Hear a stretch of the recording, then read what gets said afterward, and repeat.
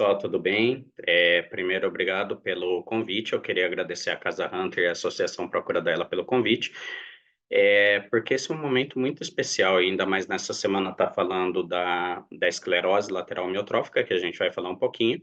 O que isso causa é, assim, o que é possível fazer dentro das intervenções de terapia ocupacional. Então, o objetivo hoje é falar de uma forma bem simples, que eu acho que ajude a quem está passando por isso a entender e não só entender o que está acontecendo, mas também trazer um pouco de esperança do que é possível fazer. Essa doença, ela é bem difícil de passar, quem está passando isso sabe bastante, tanto para a gente como profissional, como familiar, como a própria pessoa que está, mas ao mesmo tempo ela traz uma série de aprendizados para a gente, o valor da vida ele muda totalmente, a gente começa a ver a vida com os outros olhos, a gente se modifica como pessoa, a gente se ressignifica. Então é um prazer estar falando disso com vocês hoje, eu espero que assim, a gente consiga acalmar um pouco e tirar um pouco dessas angústias que surgem para todos nós, né, tanto profissionais como quem está vivenciando a doença em si. Só explicando, então, o objetivo hoje é ser bem prático para a gente entender o que acontece. Então, assim, a gente tem o neurônio motor superior, que sai aqui de cima e vai até a coluna, né, onde tem os ossos lá, aqueles enfileiradinhos que a gente sempre vê, e da coluna saem os nervos, né, que vão levar a informação de movimento e também vão pegar sensibilidade, né, nos locais. Então a gente chama isso assim, o neurônio é como se ele fosse o fio da lâmpada, né? A gente quando aperta o botão, a energia vai lá acender a lâmpada, é mais ou menos isso. Então o neurônio, na verdade, ele é como se fosse esse fio que carrega energia que vai levar informação para os músculos se movimentarem. Ela é uma doença do neurônio motor, então, o que isso significa? Ela é relacionada somente a movimento, não tem alteração de sensibilidade.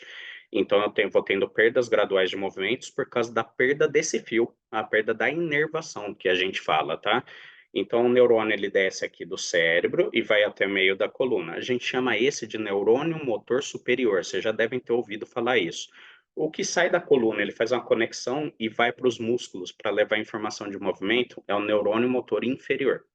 Qual que é a importância disso? O neurônio motor superior, quando ele tem a lesão, ele causa um quadro principal para a gente que está no dia a dia de espasticidade. O que que é isso? Aquela rigidez que a gente vê, mais ou menos isso, tá? É uma rigidez, só que ela depende de movimento, de estado do humor, variação de temperatura. Então, uma rigidez variável, essa é chamada de espasticidade.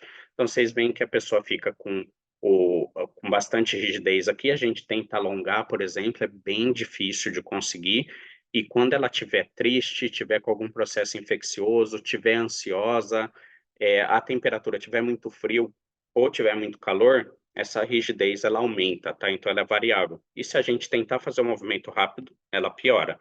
Então a gente tem que tomar muito cuidado na manipulação para fazer isso suavemente. Importante disso porque isso é ligado ao primeiro neurônio, que é o neurônio motor superior, é o que desce lá do cérebro até o meio da coluna. Tudo bem até aqui? Neurônio motor inferior, ele sai da coluna e leva informação. Por que que é importante saber isso? O neurônio motor inferior, quando ele é atacado, ou quando ele vai perdendo a capinha dele, que a gente chama de bainha de mielina, ele vai perdendo a capacidade de condução, tá? E esse neurônio, aos poucos, ele vai se perdendo, e uma fibra de nervo tem vários neurônios ali, eles vão se perdendo aos pouquinhos.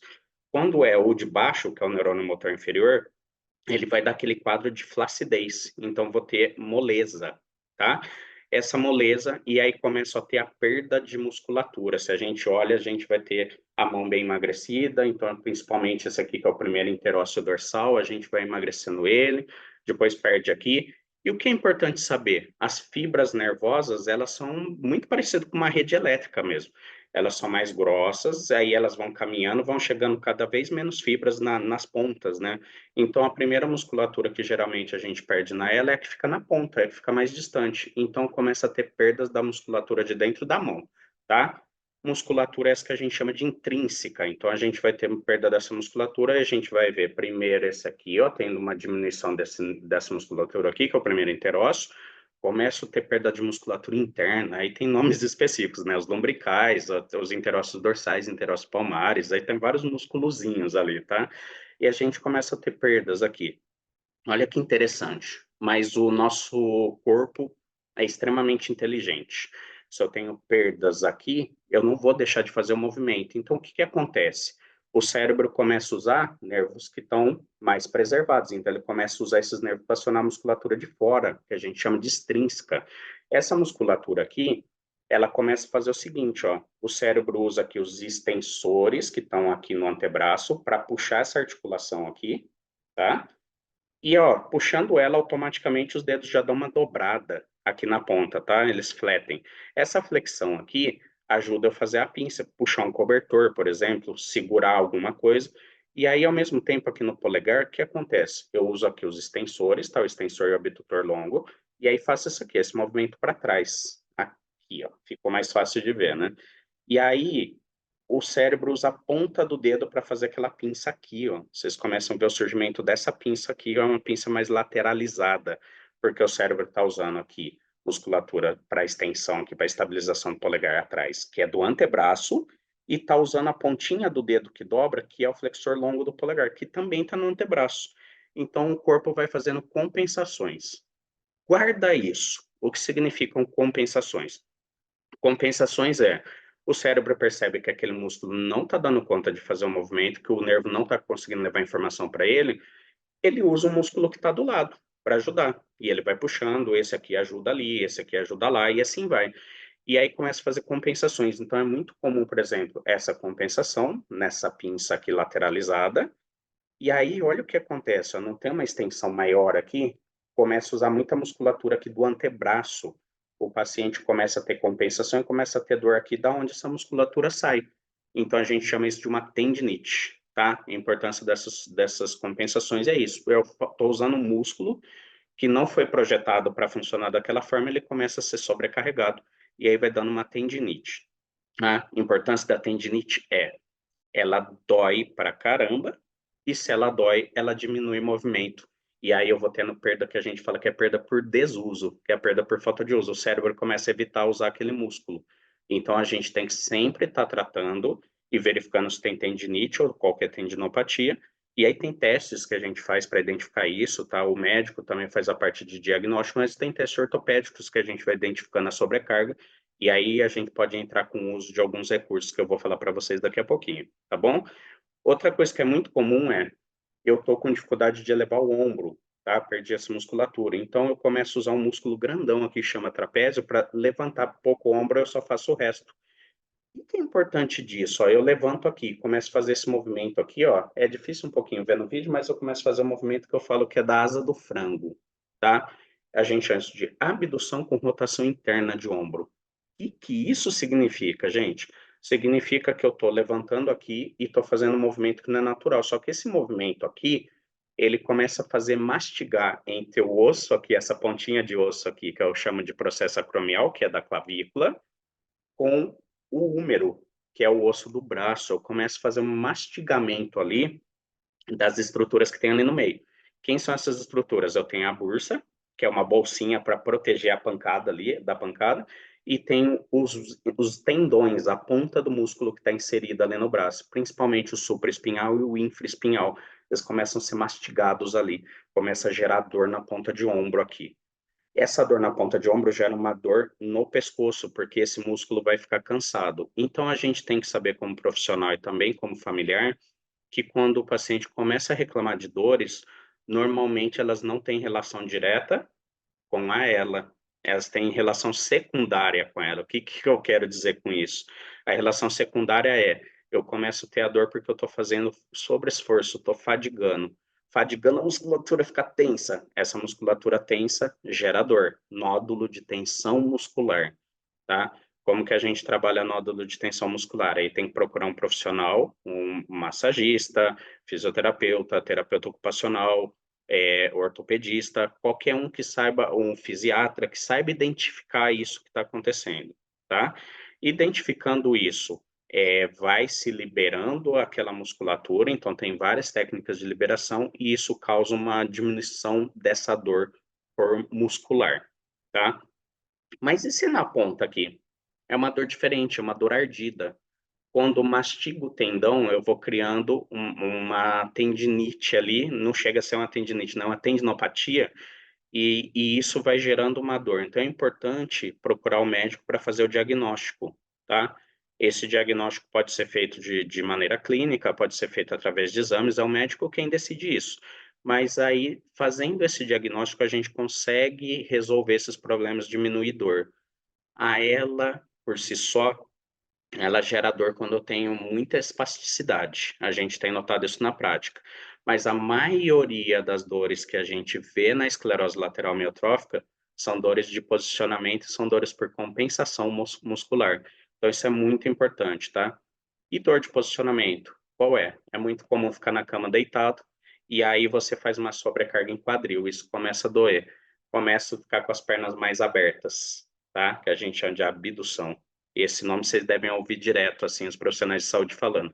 Fica com as pernas mais abertas e o pé tende a fazer assim, ó, o pé tende a abrir para fora, a gente fala que ele cai em equino, né? Ele cai aqui como se fosse o pé do cavalo e cair para fora, assim, em inversão. Então, a gente chama isso tecnicamente de plantiflexão com inversão, que é o pé rodado para dentro. A gente tende a ficar assim. Qual que é a importância disso? Começo a ficar muito tempo com o pé caído, principalmente se estiver acamado, esse pé começa a ter uma deformidade ali, um encurtamento da musculatura posterior e um alongamento excessivo da musculatura da frente. Isso gera dor. Então, a gente tem sempre que estar sendo avaliado pelos profissionais de saúde para ver se essa dor do que é, se é posicionamento, e tem recursos para a gente modificar isso, tá? É, essas dores, elas são tratáveis. Então, a gente não precisa ficar com dor. Como que a gente faz na prática? A gente faz uma avaliação física do paciente, descobre o que está gerando essa dor, faz uma discussão interprofissional, que é a nossa prática lá no ambulatório da Unifesp. Essa discussão interprofissional que a gente faz, a gente decide qual é o melhor caminho a tomar. Então, muitas vezes a gente já resolve a dor fazendo o melhor posicionamento, tá? Esse posicionamento, todas essas ações, agora a gente entra nas práticas, né? É, como que eu posso melhorar a vida da pessoa, ela deitada, tá? Vou pensando aí em várias coisas. Uma coisa que é importante, que eu não falei, é principalmente dois momentos da esclerose lateral amiotrófica, ou dois subtipos que a gente divide, que é ela apendicular, quando ela começa pelos apêndices, né, que a gente fala as pontas, braços ou pernas, normalmente ela começa pelos membros inferiores, pelas pernas, e vai igualando, né, por isso que é lateral, e amiotrófica, que vai tendo uma atrofia muscular, então ela vai igualando, né? Então um lado começa, o outro iguala, o lado piora, o outro iguala, e ela também pode começar pela musculatura da garganta, tá? Essa musculatura inervada pelo nervo bulbar, e aí a gente chama de ela bulbar.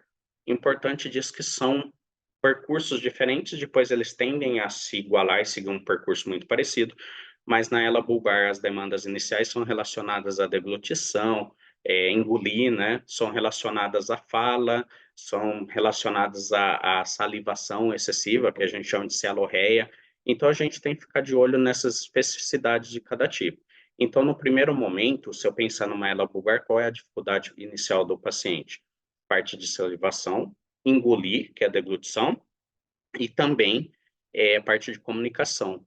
E aí entram profissionais, fonoaudiólogo, terapeuta ocupacional, fisioterapeuta, nutricionista, especialidades médicas para a gente tentar melhorar essa qualidade de vida e também segurar um pouco, porque eu posso melhorar essa salivação com medicação, posso melhorar essa salivação tirando tensionamento da musculatura, trapézio, esse músculo aqui da frente que é o platisma, esse aqui lateralizado que é o esternocleidomastoide, são todos nomes bonitos, né?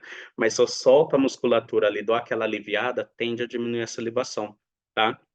E facilita a articulação da fala.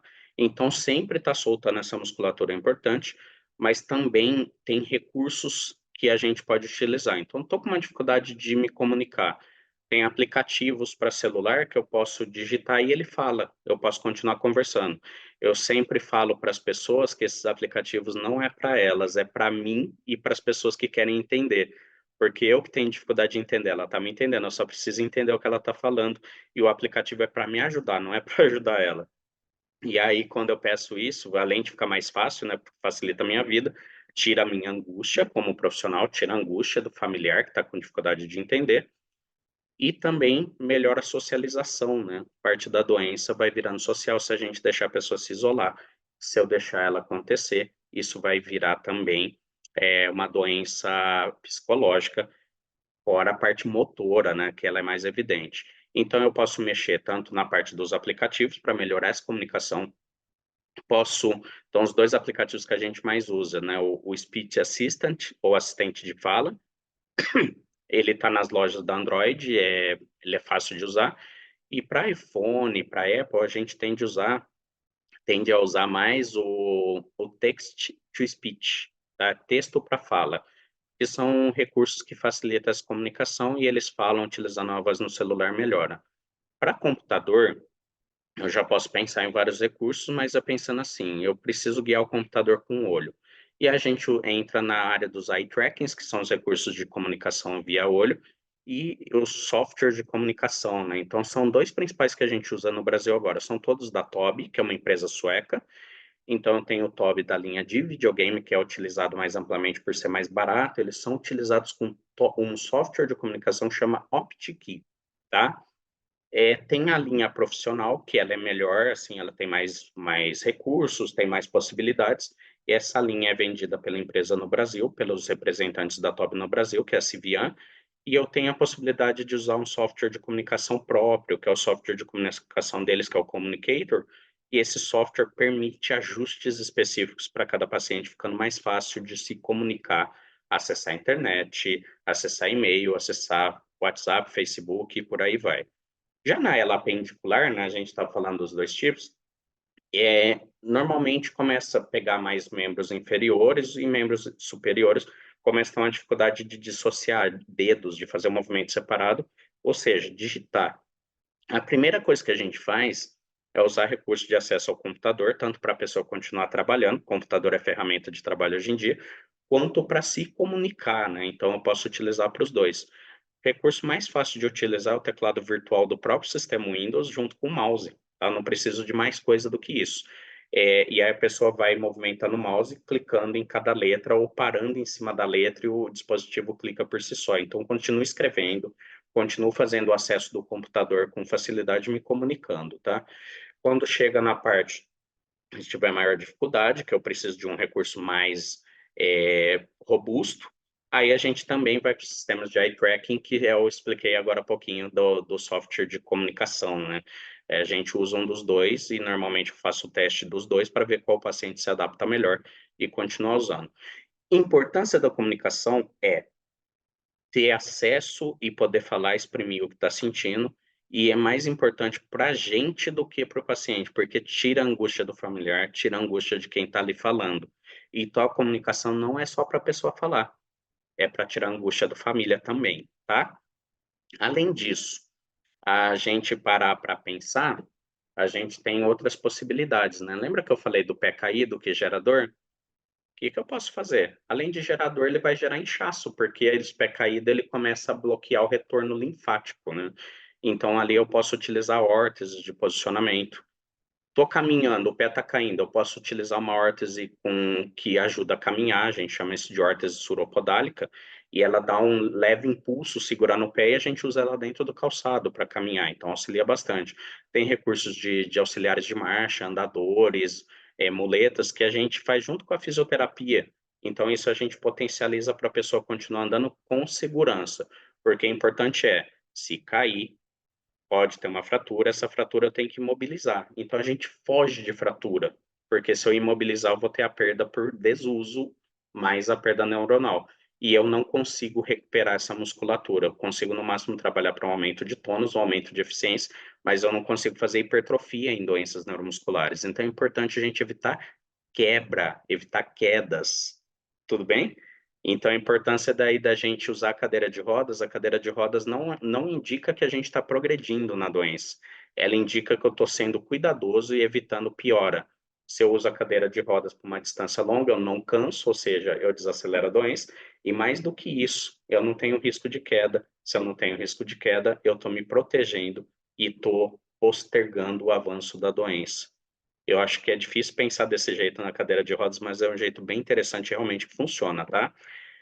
Fora isso, para as mãos, quando tem espacidade, aquela rigidez o tempo todo pode gerar dor. A gente pode usar órteses de posicionamento. A massagem por si só faz liberação. Fisioterapia ajuda bastante, terapia ocupacional, todos os cuidados com membros superiores ajuda bastante. Então a gente tem vários recursos para utilizar. E além disso, toda a parte de acessibilidade e ressignificação da vida. Quando a gente fala de ressignificar, é assim, algumas coisas eu não vou conseguir fazer igual antigamente por causa da doença, por enquanto. E aí a gente pensa: "Tá, eu não sou a doença, eu sou uma pessoa, eu não consigo fazer isso, o que que eu posso fazer?". Então são exemplos para a gente finalizando, que eu gosto de contar bastante, a minha inspiração para estar aqui hoje é uma promotora de justiça, e chegou um momento que ela não podia mais ser promotora, não tinha o que fazer, porque precisava fazer sustentação oral, e realmente nem com o TOB a gente conseguiria isso. E ressignificou, porque utilizando o TOB, ela virou professora e dava aula junto comigo. Então são coisas que a gente pode ir pensando, a gente pode ir modificando, pode ir ressignificando a nossa vida e fazendo diferente, tá bom? Eu acho que isso para hoje. Eu espero ter sido claro e também ter trazido essa questão de esperança, porque assim, tem jeito, tá? A dificuldade vem, mas a gente tem o TO, é o profissional exato que faz a avaliação dessas dificuldades e pensa em soluções ou jeitos diferentes de se fazer. Então conte com a gente, e eu quero agradecer de novo essa oportunidade de estar falando com vocês. Um abraço e até loguinho, gente.